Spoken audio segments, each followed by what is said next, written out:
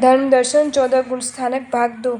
अविरत सम्यक दृष्टि गुण स्थान। जिसे सम्यक दृष्टि प्राप्त हो जाती है किंतु अप्रत्याख्यानीय कषाय का उदय होने पर किसी प्रकार का व्रत नियम ग्रहण नहीं कर सकता, उस व्यक्ति के गुण स्थान को अविरत सम्यक दृष्टि गुण स्थान कहते हैं। इस अवस्था में दर्शन और ज्ञान शुद्ध रहता है, परंतु चारित्र्य व्रत का ग्रहण नहीं हो सकता। व्यक्ति हिंसा, झूठ, अब्रह्मचर्य आदि को अनैतिक मानते हुए भी उनका त्याग नहीं कर पाता है। अविरत सम्यक दृष्टि को दर्शन सप्तक का क्षयोपशम या क्षयोपशम करना होता है। दर्शन सप्तक अर्थात अनात्मानुबंधी क्रोध, मान, माया और लोभ, मिथ्यात्व, मोह, मिश्र मोह और सम्यक्त्व मोह, इन 7 प्रकृतियों को जब क्षय होता है तब क्षयिक सम्यक्त्व होता है, और जब उपशम होता है तब औपशमिक सम्यक्त्व होता है, और जब क्षयोपशम होता है तब क्षयोपशमिक सम्यक्त्व होता है। अविरत सम्यक दृष्टि को इन तीनों में से कोई भी सम्यक्त्व हो सकता है। इस गुण स्थान में स्थान स्थानों का बंध नहीं होता है। नरक, तिर्यंच, भवनपति, वान, व्यंतर, ज्योतिष, त्रिवेद, नपुंसक वेद। चौथे गुण स्थान की जघन्य स्थिति अंतर्मुहूर्त एवं उत्कृष्ट 33 सागरोपम। देशवृत्ति सम्यक दृष्टि गुण स्थान। जिस व्यक्ति के व्रत अव्रत दोनों ही जो प्रत्याख्यानीय कषाय के उदय से पाप क्रियाओं से संपूर्ण निवृत्त नहीं हो सका, किंतु अप्रत्याख्यान का अनुदय होने से वह आंशिक रूप से पाप से विरत होता है, अर्थात वह आंशिक रूप से व्रतों का पालन करता है। इस वीरता, विरत, संयता, संयत और देश संयत भी कहते हैं, क्योंकि इस गुण स्थान पर रहा हुआ जीव सर्वज्ञ वितरा के कथन में श्रद्धा रखता हुआ त्रस्त जीवों की हिंसा का त्याग करता है, किंतु बिना प्रयोजन से स्थावर जीवों को भी हिंसा नहीं करता है। अर्थात त्रस्त जीवों की त्याग की अपेक्षा से विरत और स्थावर जीवों की हिंसा की अपेक्षा से अविरत होने के कारण वीरता, विरत आदि नाम दिए गए हैं। श्रावक के 12 व्रतों में से कोई 1, कोई 2 यावत कोई 12 व्रतों का धारण कर सकता है तथा कोई 11 प्रतिमाओं का भी आराधन करता है। प्रथम 4 गुण स्थान चारों गतियों के जीव में होते हैं, किंतु 5वां गुण स्थान मनुष्य और संघीय तिर्यंच पंचेंद्रिय को ही होता है। इस गुण स्थान का आराधक जीव जघन्य तीसरे भव एवं उत्कृष्ट 7, 8 अर्थात 15 भवों में मोक्ष में जाता है। 7 भव वैमानिक देवों के और 8 भव मनुष्य के करता है। इसकी काल स्थिति जघन्य, अंतर्मुहूर्त और उत्कृष्ट देशन करोड़ पूर्व है। प्रमथ संयत गुण स्थान। छठे गुण स्थान में साधक कुछ और आगे बढ़ जाता है, वह देश विरत से सर्व विरत हो जाता है। साधक संपूर्ण रूप से पाप क्रियाओं से निवृत्त होकर पंच महाव्रतों का धारण कर साधु बन जाता है, किंतु उनमें प्रमाद की सत्ता रहती है, इसलिए इस गुण स्थान का नाम प्रमथ संयत रखा गया। यहाँ प्रमथ का मतलब प्रमादी, आलसी न होकर विशिष्ट कक्षा की जागृति का अभाव है। इस गुण स्थान का काल जघन्य, एक समय तथा उत्कृष्ट अंतर्मुहूर्त प्रमाण है। इस गुण स्थान से लेकर 14वें गुण स्थान की प्राप्ति केवल संख्यात वर्ष आयुष्य वाले मनुष्य को ही होती है। अप्रमथ संयत गुण स्थान। जो मुनि विशिष्ट जागृति के अभाव रूप प्रमादों का सेवन नहीं करते, वे अप्रमथ संयत कहलाते हैं। उनके गुण स्थानक को अप्रमथ संयत गुण स्थानक कहा जाता है। इस गुण स्थान में संयमी महात्मा सतत स्वाध्याय, ज्ञान, ध्यान, तप द्वारा दर्शन व चारित्र्य गुण को निर्मल करते हैं, परंतु इस अवस्था में वे मात्र अंतर्मुहूर्त में ही रहते हैं। छठे प्रमथ संयत और 7वें अप्रमथ संयत गुण स्थान में इतना ही अंतर है कि 7वें गुण स्थान में तनिक भी प्रमाद नहीं होता, इसलिए व्रतों में अतिचार नहीं लगते, जबकि छठे में प्रमाद युक्त अवस्था होने से व्रतों में अतिचार लगने की संभावना रहती है। दोनों गुण स्थान घड़ी के पेंडुलम की तरह स्थित है, अर्थात कभी 7वें से छठा, कभी छठे से 7वें गुण स्थान क्रमश होते रहते हैं। अप्रमथ संयत गुण स्थान की समय स्थिति जघन्य, एक समय उत्कृष्ट अनंतर मुहूर्त तक की होती है। इसके बाद वे अप्रमथ मुनि या तो 8वें गुण स्थान में पहुंचकर उपश्रम श्रेणी ले लेते हैं या पुनः छठे गुण स्थान में आ जाते हैं। अपूर्व करण, निवृत्ति करण गुण स्थान। पूर्व में कभी नहीं आए ऐसे आत्मा के निर्मल परिणाम जिस गुण स्थान में आते हैं उसे अपूर्व करण गुण स्थान कहते हैं। ये आध्यात्मिक साधना की एक विशिष्ट अवस्था है। इस गुण स्थान का दूसरा नाम निवृत्तिकरण भी है। निवृत्ति यानी असमानता, भिन्नता, तरतमता। करण यानी अध्यवसाय परिणाम। जहाँ अध्यवसाय में तरतमता, भिन्नता, असमानता होती है, अर्थात एक रूपता नहीं होती, उसे निवृत्तिकरण गुण स्थान कहते हैं। अनादिकाल से जो जो जीव अतीत में इस गुण स्थानक को प्राप्त हुए, वर्तमान में प्राप्त कर रहे हैं अथवा भविष्य काल में प्राप्त करेंगे, इन तीनों कालों के समस्त जीव इस गुण स्थान में पहली बार आने पर भी प्रथम समय परस्पर उनके अध्यवसाय समान नहीं होते, उनमें भिन्नता या असमानता होती है। इस गुण स्थानक के दूसरे समय में जो जीव आए हैं और आएंगे, उन सबके अध्यवसाय भी परस्पर समान न होकर हीनादिक विशुद्धि वाले होते हैं। इस प्रकार सर्व समय में हीनादिक विशुद्धि वाले अध्यवसाय के स्थान होने से इस गुण स्थानक का दूसरा नाम निवृत्तिकरण है। अथवा जिस गुण स्थान में अप्रमत्त आत्मा की अनंतानुबंधी अप्रत्याख्यान तथा प्रत्याख्यान तीनों कषाय की जहाँ बहादुर रूप से निवृत्ति हो जाती है उसे निवृत्ति बादर गुण स्थान कहते हैं। भावों की विशुद्धि के कारण इस गुण स्थानक से आत्मा गुण श्रेणी पर आरूढ़ होने की तैयारी करती है। श्रेणी दो प्रकार की होती है, उपशम श्रेणी और शपथ श्रेणी। मोह का उपशांत कर आगे बढ़ते वाले जीव उपशम श्रेणी में आरोहण कर 11वें गुण स्थानक तक जाते हैं। वहाँ मोह के पुनः प्रकट होने पर जीव नीचे की भूमिकाओं में आ जाता है। शपथ श्रेणी से चढ़ने वाला जीव मोहनीय कर्म का क्षय करते करते 8, 9, 10, 11, 12 से वे सीधे 13वें गुण स्थानक पर केवल ज्ञान प्राप्त कर लेता है। इस गुण स्थान में वे जीव ग्रंथि बंध की क्रिया करते हैं। 8वें, 9वें, 10वें और 11वें गुण स्थान की जघन्य स्थिति एक समय और उत्कृष्ट अंतर्मुहूर्त की है। अनिवृत्तिकरण बादर संप्रदाय गुण स्थान। अनिवृत्ति के अर्थ अभेद समानता। इस गुण स्थान में सभी काल के सभी जीवों के एक समय में एक समान अध्यवसायी होते हैं अथवा अध्यवसाय की समानता के कारण इसे अनिवृत्तिकरण गुण स्थान कहा गया है। इस गुण स्थान में जीव प्रत्याख्यानी चौक, क्रोध, मान, माया, लोभ, अप्रत्याख्यानी चौक, हास्य आदि 9 कषाय तथा संज्वलन, क्रोध, मान, माया इन 20 प्रकृतियों का उपशम या क्षय करता है। इस गुण स्थान का दूसरा नाम अनिवृत्ति बादर गुण स्थान है। सूक्ष्म संप्राय। जिस गुण स्थान में मात्र संज्वलन, लोभ, कषाय का सूक्ष्म रूप से उदय रहता है उसे सूक्ष्म संप्राय गुण स्थान कहते हैं। मोहनीय कर्म की 28 प्रकृतियों में से 7 प्रकृतियों को चौथे गुण स्थान में, 20 प्रकृतियों को 9वें गुण स्थान तथा सर्वथा क्षय अथवा उपशम हो जाता है। केवल सूक्ष्म रूप से संज्वलन, लोभ रूप कषाय का उदय यहाँ चालू रहता है। इस गुण स्थान के अंत में लोभ भी सर्वदा उदय, विच्छेद अथवा उपशम हो जाता है। उपशांत मोह गुण स्थान। जिस गुण स्थान में मोहनीय कर्म की सभी प्रकृति का उपशम रहता है उसे उपशांत मोहनीय गुण स्थान कहते हैं। आध्यात्मिक विकास करते हुए वे ही जीव इस गुण स्थान पर आते हैं जो उपशम श्रेणी से आते हैं। इस गुण स्थान में आने वाले जीव निश्चित नीचे गिरते हैं। जैसे गंदे जल में कतप फल फिटकरी घुमाने से गंदगी नीचे बैठ जाती है, स्वच्छ जल ऊपर रह जाता है, वैसे ही उपशम श्रेणी में शुक्ल ध्यान या मोहनीय कर्म जघन्य एक समय और उत्कृष्ट एक अंतर मुहूर्त के लिए उपशांत कर दिया जाता है, जिससे जीव के परिणाम में एकदम वितरागता और निर्मलता आ जाती है, इसलिए उसे उपशांत मोह गुण स्थान कहते हैं। उपशम श्रेणी का यह अंतिम गुण स्थान, यहाँ से जीव का पतन 2 कारणों से होता है, भवक्षय और कालक्षय से। इस गुण स्थान पर मनुष्य आयु पूर्ण होने पर जीव देवगति में अनुत्तर विमान में ही जाता है। कालक्षय होने से जीव जिस क्रम से ऊपर चढ़ता है उसी क्रम से वह नीचे के गुण स्थान में आ जाता है, कभी कभी प्रथम गुण स्थानक तक पहुंच जाता है। क्षीण मोह गुण स्थान। शपथ श्रेणी में चढ़ने वाले जीवी 10वें से सीधा 12वें गुण स्थान में आकर वितरागता एवं यथाख्यात चरित्र को प्राप्त करता है। मोहनीय कर्म को सर्वथा क्षय होने से जिन स्थान की प्राप्ति होती है उसे क्षीण मोह गुण स्थान कहते हैं। इस गुण स्थान को प्राप्त करने वाली व्यक्ति का पतन नहीं होता। 8 कर्म में मोहनीय कर्म राजा है। जिस प्रकार राजा के भाग जाने से सेना स्वतः भाग जाती है, उसी तरह मोह के परास्त होने पर अंतर मुहूर्त में ही ज्ञानावरणीय, दर्शनावरणीय और अंतराय में तीनों घाती कर्म भी नष्ट होने लगते हैं। साधक अनंत ज्ञान, अनंत दर्शन, अनंत चरित्र से युक्त होकर विकास की अग्रम श्रेणी में चले जाते हैं। इसकी जघन्य व उत्कृष्ट स्थिति अंतर मुहूर्त होती है।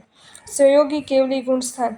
4 घाती कर्मों का क्षय होने से जिस गुण स्थान में केवल ज्ञान, केवल दर्शन प्राप्त हो और कायोयोग होते हैं, जो योग सहित हो उसे संयोगी गुण स्थान कहते हैं। इस गुण स्थान पर साधक को मनोयोग, वचन योग और काय योग होते हैं, इसलिए इसे संयोगी कहा गया। योग के कारण इस गुण स्थान में मात्र एक सातावेदनीय कर्म का ही बंध होता है, कषाय के अभाव में स्थिति और रस का बंध नहीं होता है। अतः यहाँ प्रथम समय में सातावेदनीय का बंध होता है, दूसरे समय उदय में आता है और तीसरे समय में निर्जरित हो जाता है। इस अवस्था में स्थिति व्यक्ति को अहम, अरिहंत, सर्वज्ञ, केवली, जिन, जिनेश्वर आदि कहा जाता है। अयोगी केवली गुण स्थान।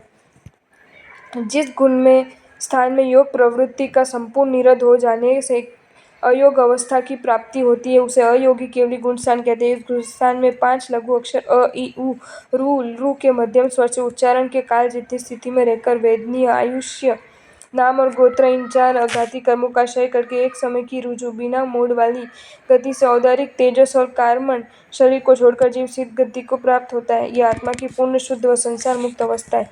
इस प्रकार गुण स्थानक जीव के आध्यात्मिक विकास कर्म को दर्शाते हैं। इससे ये पता लगता है कि जीव जिस प्रकार अपने दोषों व कर्मों का परिहार कर आध्यात्मिक उन्नति करता चला जाता है। गुण स्थानों संबंधी विशेष बातें। उक्त 14 गुण स्थानों में से 1, 4, 5, 6, 13 ये 5 गुण स्थान शाश्वत अर्थात लोक में सदा रहते हैं। बारहवें में जाते समय जीव के 1, 2 या 4 ये 3 गुण स्थान हो सकते हैं। 3, 12, 13 इन 3 गुण स्थानों में मरण नहीं होता। 3, 8, 9, 10, 11, 12, 13, 14 इन गुण स्थानों में आयु का बंध नहीं होता। 1, 2, 3, 5, 11 ये 5 गुण स्थान तीर्थंकर नहीं फरसते। 4, 5, 6, 7 इन 5 गुण स्थानों में ही तीर्थंकर प्रकृति का बंध होता है। 12, 13, 14 ये 3 गुण स्थान अप्रतिपाली यानी गुण स्थानों से जीव का पतन नहीं होता। आध्यात्मिक विकास की प्रक्रिया एवं ग्रंथि बंध। आत्मा का शुद्ध स्वरूप मोह से आवृत है और इसे दूर करने के लिए साधक को 3 मानसिक ग्रंथियों का भेदन करना होता है। यह आत्मा जिस प्रासाद में रहती है उस पर मोह का आधिपत्य है। मोह ने आत्मा को बंदी बना रखा है। प्रासाद के 3 द्वारों पर उसने अपनी प्रहरी लगा रखे। वहां जाकर आत्मा देव के दर्शन के लिए व्यक्ति को 3 द्वारों से प्रहरियों पर विजय प्राप्त करके गुजरना होता है। यह आत्मदेव का दर्शन ही आत्म साक्षात्कार है और ये 3 द्वारपाली 3 ग्रंथियां हैं और इन पर विजय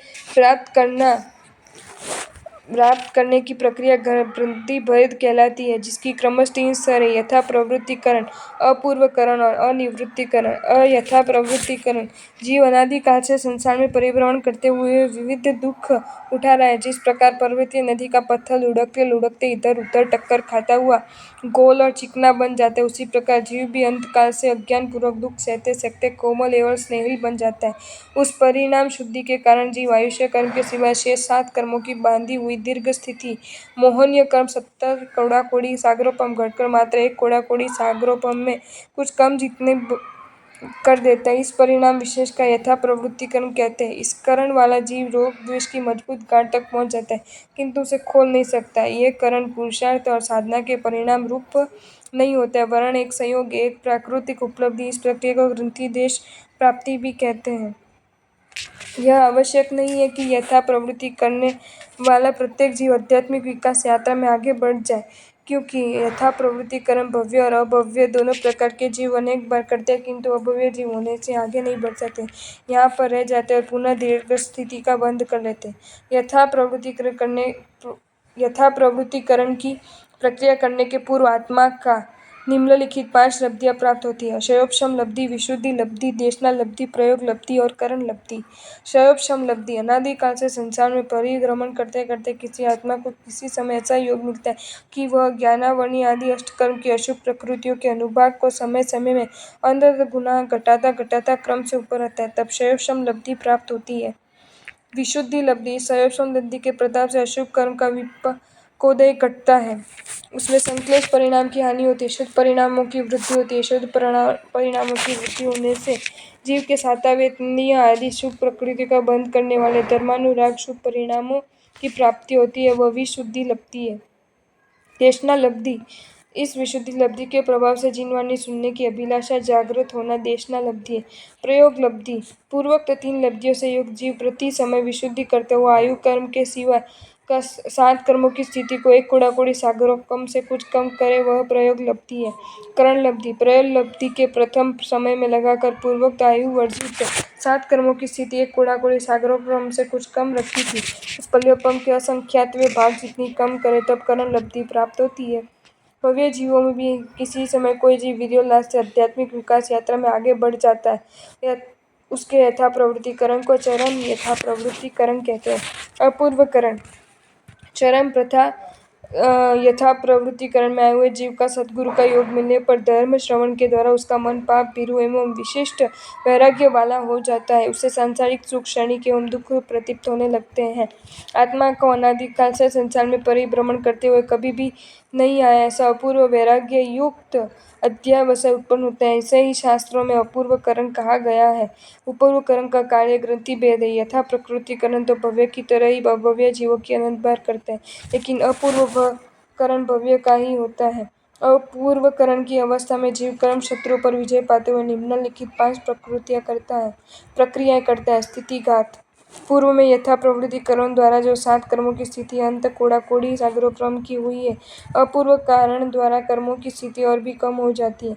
रसघात: कर्म विपाक की प्रगाढ़ता को कम करना, अर्थात अपूर्व करण के द्वारा कर्मों के फल देने की शक्ति या रस का हीन या मंद कर देना। गुण श्रेणी: अपूर्व करण के द्वारा जिन कर्म दलिकों का स्थितिघात किया जाता है, उन कर्म को ऐसे क्रम में रख देना ताकि उदय काल के पूर्व ही उनका फल भोग लिया जा सके।